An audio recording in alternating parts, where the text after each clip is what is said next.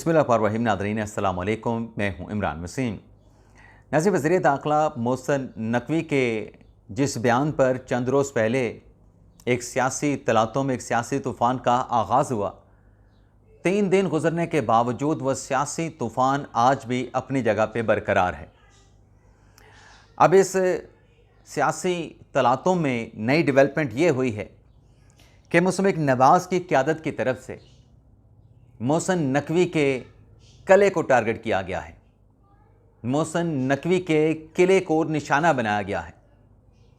एक तो नाज़रीन प्रोग्राम में इस खबर की डिटेल आपके साथ हम शेयर करेंगे कि मुस्तफ़ा नवाज़ की ये जो स्ट्राइक्स हैं नकवी के किले पर, वो कितनी कारगर साबित हुई, वो कितनी फ़ैसलाकुन साबित हुई।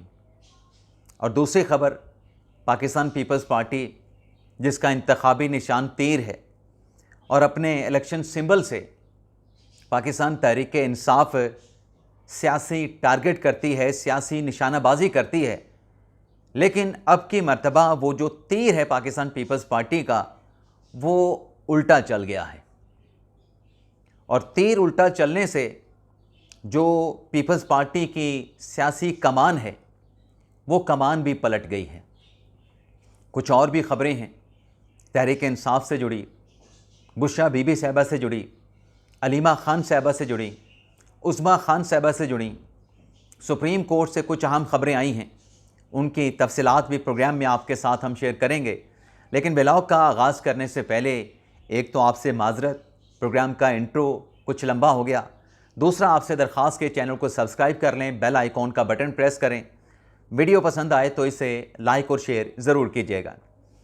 तो प्रोग्राम में सबसे पहले सियासी अदालती ख़बरें, उनकी तफसीलात से आपको आगाह करते हैं और कोशिश करेंगे कि डिटेल को जितना हो सके मुख्तसर रखें।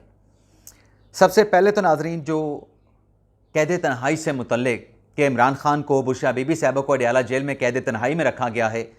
अलीमा खान साहिबा ने और बुशरा बीबी साहिबा की बेटी मुबशरा ने इस्लामाबाद हाई कोर्ट में जो पटिशन दायर की थी, उसे 6 अगस्त को समाअत के लिए दोबारा फिक्स कर दिया गया है। इस्लामाबाद हाई कोर्ट के जस्टिस खादम हुसैन सोमरू इस दरख्वास्त पर समाअत करेंगे। अब इस अदालती कार्रवाई में इस्लामाबाद हाई कोर्ट ने अडयाला जेल के इंतज़ामिया से रिपोर्ट तलब कर रखी है कि बताया जाए कि अब वाकई ही इमरान खान और बुशरा बीबी साहिबा को कैद तन्हाई में रखा गया है, क्यों रखा गया है, किसके कहने पर रखा गया है। और भी कुछ ऐसी डिटेल्स हैं जो इस रिपोर्ट्स में मांगी गई हैं, जो बड़ी तलख हैं, जिसमें अदालत के जो सवालात हैं वो बड़े सख्त हैं। तो देखते हैं 6 अगस्त को ये मुकदमा समाअत के लिए लगा है, तो अडयाला जेल के इंतज़ामिया इस मामले पे क्या रिपोर्ट जो है वो अदालत में दाखिल करते हैं। और इस केस में इमरान खान साहब के जो वकील हैं सलमान सफदर साहब, उन्होंने इस्लामाबाद हाई कोर्ट में आर्गू किया था कि कोई फैसला नहीं दोनों के खिलाफ, इमरान खान के खिलाफ, बुशरा बीबी साहिबा के खिलाफ कैद तन्हाई में रखने का, लेकिन उसके बावजूद भी उन्हें सॉलिटरी कन्फाइनमेंट पर रखा गया है। अब सलमान सफदर साहब का चूँकि जिक्र हुआ है तो एक खबर और भी उनसे जुड़ी आपके साथ शेयर कर रहे हैं। 190 मिलियन पाउंड केस में जो इस्लामाबाद हाई कोर्ट का फैसला सुप्रीम कोर्ट में चैलेंज किया गया, अब उस मामले पे हमने पहले भी बात की कि ये FCC में जाना चाहिए था, लेकिन सुप्रीम कोर्ट का जस्टिस मोहम्मद अली मदर साहब का वो फैसला जिसमें ये डिक्लेयर किया गया कि नैब से मुतल्लिका जितने भी केसेस हैं, सब्जेक्ट हैं, वो FCC में जाएंगे। अब उस अदालती फैसले ने पाकिस्तान तहरीक इंसाफ, इमरान खान साहब, बुशरा बीबी साहिबा की जो लीगल टीम है, उन्हें ट्रैक पे ला खड़ा किया है।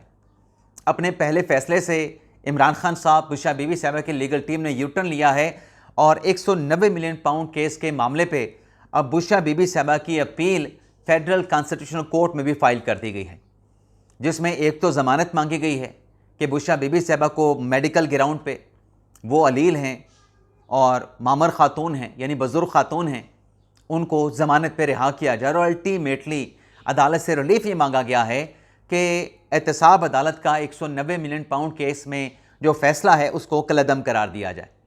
तो देखते हैं फेडरल कॉन्स्टिट्यूशनल कोर्ट में ये अपील जो है बुशरा बीबी साहिबा की कब समाअत के लिए मुकर्रर होती है।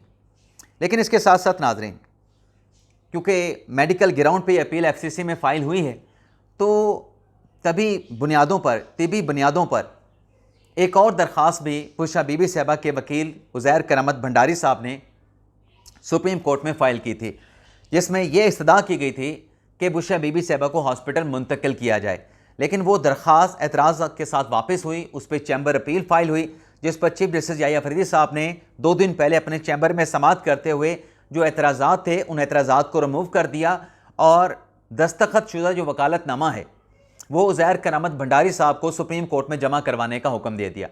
अब ये वकालतनामा अगर जमा हो चुका है या जमा करवाया जाना है तो दोनों सूरतों में जब भी ये सारा प्रोसीजर मुकम्मल हो जाएगा तो फिर एक 3 रुकनी बेंच या 2 रुकनी बेंच सुप्रीम कोर्ट का बैठेगा और इमरान खान साहब को या बुशरा बीबी साहबा को हॉस्पिटल मुंतकिल करने का जो मामला है उस पर अदालत उज़्मा का जो बेंच है वो समाअत करेगा। अब सुप्रीम कोर्ट में 2 और केसेस भी हैं, एक परवेज़ इलाही साहब का केस जो उन पे इल्ज़ाम था गैर कानूनी भर्तियों का, लेकिन जब जिस्मानी रिमांड हासिल करने की कोशिश की गई तो ट्रायल कोर्ट ने परवेज़ इलाही साहब को बरी कर दिया।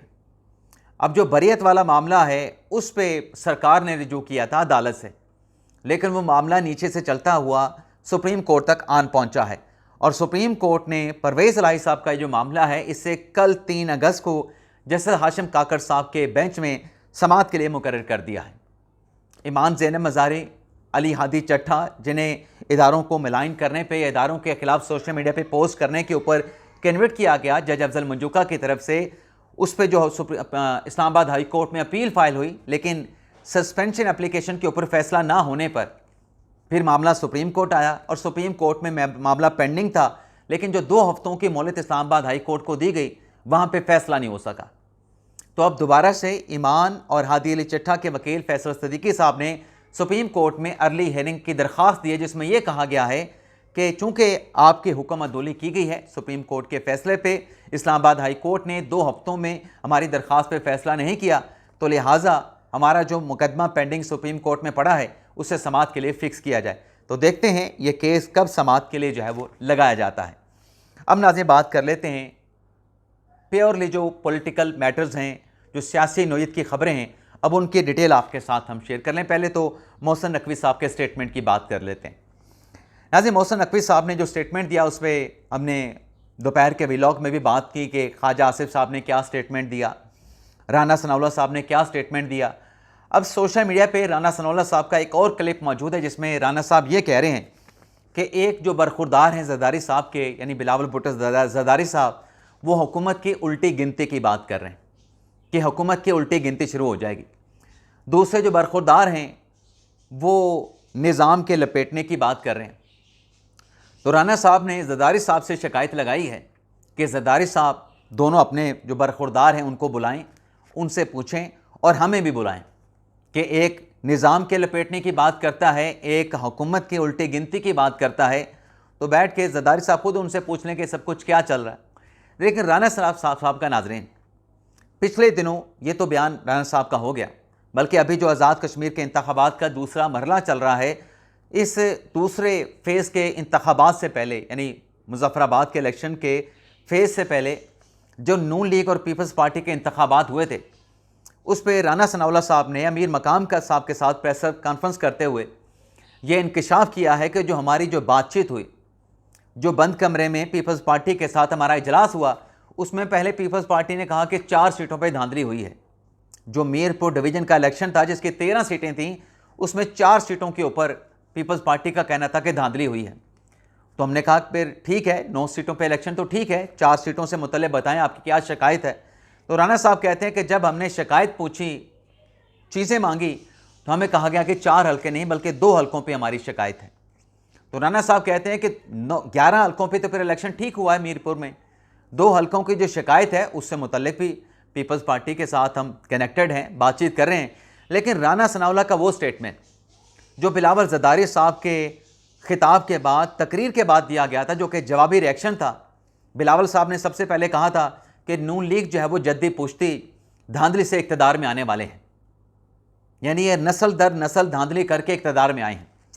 उस पर राना साहब की तरफ से एक स्टेटमेंट दिया गया था जिसमें राना साहब ने यह कहा था कि मुल्क के 2 टुकड़े करके पहली मरतबा वज़ीर-ए-आज़म कौन बने थे? जुल्फ़िकार अली भुट्टो बने थे।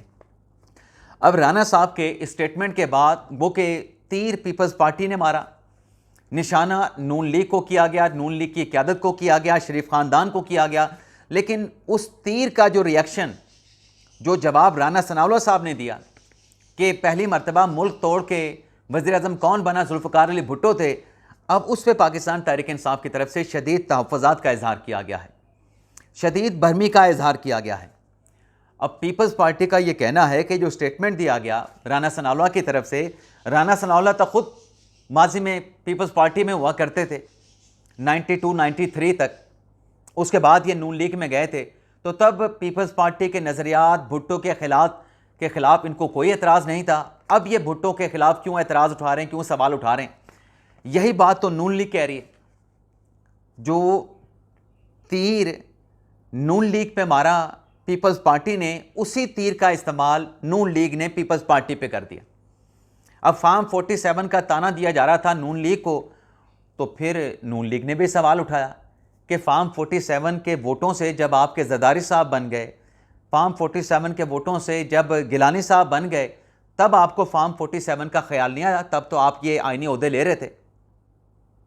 अब आप देखने के जो दूसरा मरला आज मुजफ्फराबाद में इंतखाबात का हुआ है, अब उसमें जो इब्तदाई वाइब्स हैं उसमें नून लीग के कैंडिडेट जो है वो आगे नज़र आ रहे हैं, पीपल्स पार्टी के भी कुछ कैंडिडेट्स कुछ हलकों पे आगे हैं।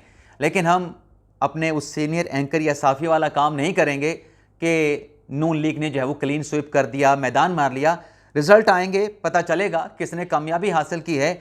लेकिन नताइज से पहले अमीर मकाम साहब ने जो रावला कोर्ट में मुजाहिरीन बैठे हैं उनको मुज़ाकरात की पेशकश कर दी है, लेकिन मुज़ाकरात के इस दूसरे मरले में पीपल्स पार्टी की तरफ से एक मरतबा फिर धांधली का इल्ज़ाम लगाया गया। पीपल्स पार्टी की तरफ से कहा गया कि नून लीग की तरफ से जो कायम मकाम सदर हैं पीपल्स पार्टी के लतीफ़ अकबर, उन पे हमला किया गया। पीपल्स पार्टी का एक कारकुन जो है वो शहीद हुआ है और रिगिंग भी की गई। और आज सुबह से ही पीपल्स पार्टी ने जो है वो धांधली का इल्ज़ाम लगाना जो है वो शुरू कर दिया है। लेकिन आज पीपल्स पार्टी का ये जो धांधली का इल्ज़ाम है वो अपनी जगह पे, क्या आपने कभी इस बात को विटनेस किया है कि कोई सी जगह पे इलेक्शन हुआ हो और हारने वाली जमात ने कहा हो कि इलेक्शन बिल्कुल साफ शफाफ हुआ है, हम अपनी शिकस्त को तस्लीम करते हैं? आप 2008 से ऑनवर्ड देख लें, आपको धांधली के इल्ज़ामात हर इलेक्शन में उसकी शिद्दत जो है वो बढ़ती हुई नज़र आएगी।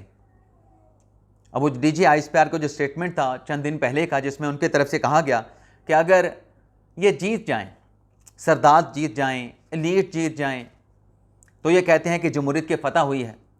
लेकिन अगर ये हार जाएं या इनकी बात ना मानी जाए तो कहते हैं कि डिक्टेटरशिप है, आमरीत है। तो बात तो वही है, इतना दिल जिगरा होना चाहिए कि शिकस्त जो है उसका एतराफ़ करना चाहिए। बंद कमरों में बैठ के आप कुछ और बात कर रहे होते हैं, बंद कमरों के बाहर मीडिया के कैमरों की चकाचौंध के सामने आप लोगों को, आवाम को कुछ और कह रहे होते हैं। ये मैं नहीं कह रहा, ये राना सनाउल्लाह साहब ने अब से कुछ देर पहले स्टेटमेंट दिया है कि इजलास में तो पीपल्स पार्टी ने कहा कि 2 हलकों पे धांधली हुई है, 11 सीटों पे इलेक्शन की शफाफियत को पीपल्स पार्टी ने तस्लीम किया। अगर ऐसा ही है तो फिर धांधली का जो बयानिया है उसकी फिर हकीकत क्या रह जाती है? वो 2 वाली बात तो फिर ऐसे ही है ना कि हमने इल्ज़ाम लगाया, चलें अपने उस इल्ज़ाम की हमने जो एक एथेंटिसिटी है, क्रेडिबिलिटी है, उसको बरकरार रखने के लिए 2 के ऊपर आ गए कि चलें हमारा जो इशू है, हमारा जो एक नैरेटिव है वो बरकरार रहे। अब मोहसिन नकवी साहब की हम बात करें, ये तो नताइज जब आज के दूसरे मरले के नताइज के आएंगे तो सब कुछ खुल के सामने आ जाएगा।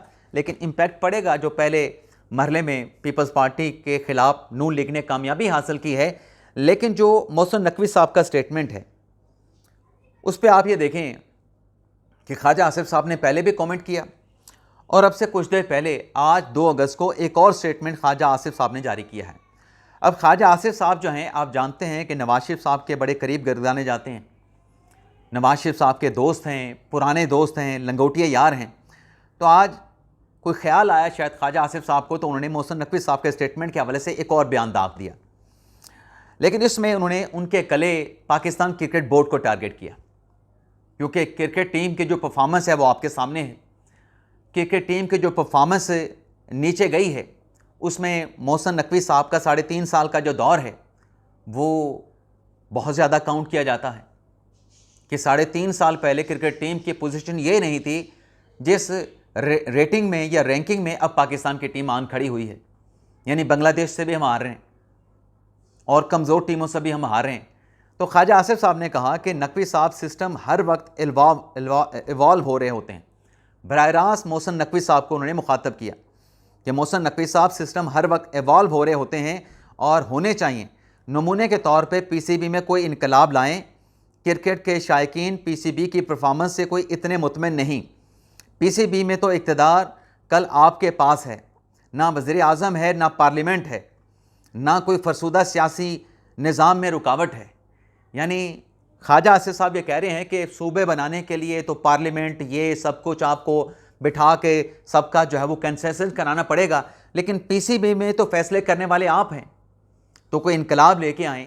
जो क्रिकेट टीम की कारकर्दगी पे बात होती है उसका बर्डन जो है, मलबा जो है वो आप पे गिरता है। तो यहाँ पर तो कोई पार्लियामेंट नहीं, आप वन मैन शो हैं। तो कोई ऐसा इनकलाबी फैसला करें कि टीम की परफॉर्मेंस बेहतर हो जाए। तो ये बराह रास्त नून लीग ने मोहसिन नकवी साहब को टारगेट किया है।